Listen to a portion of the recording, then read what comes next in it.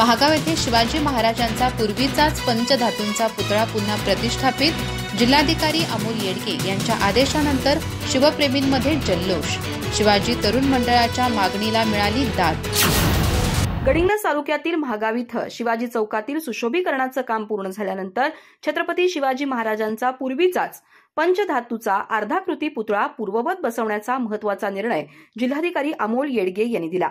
त्यांच्या आदेशानंतर शुक्रवारी सायंकाळी शिवाजी तरुण मंडळानं सुशोभीकरण केलेल्या चबुतऱ्यावर पुतळ्याची प्राणप्रतिष्ठापना केली.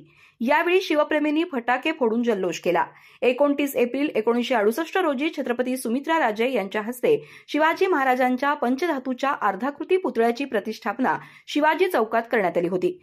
पुढील काळात जीर्णोद्धार आणि सुशोभीकरणासाठी हा पुतळा जागेवरून हलवण्यात आला होता. सुशोभीकरणाचं काम पूर्ण झाल्यानं पूर्ववत तोच पुतळा बसवण्याची परवानगी मिळावी अशी मागणी शिवाजी तरुण मंडळानं 3 ऑक्टोबर 2025 रोजी जिल्हाधिकारी अमोल येडगे यांच्याकडे लेखी स्वरूपात केली होती. 2 मे 1917च्या शासन निर्णयानुसार राष्ट्रपुरुष किंवा थोर व्यक्तींचे नवीन पुतळे उभारण्याबाबत स्पष्ट मार्गदर्शक तत्वे आहेत. त्यानुसार इथं नवीन पुतळा बसवणं शक्य नसल्यानं पूर्वीचाच पुतळा प्राण प्रतिष्ठापित करण्यात यावा असा आदेश जिल्हाधिकाऱ्यांनी दिला. या निर्णयामुळे पुतळ्याबाबत सुरू असलेल्या जुन्या नव्या वादावर अखेर पडदा पडलाय.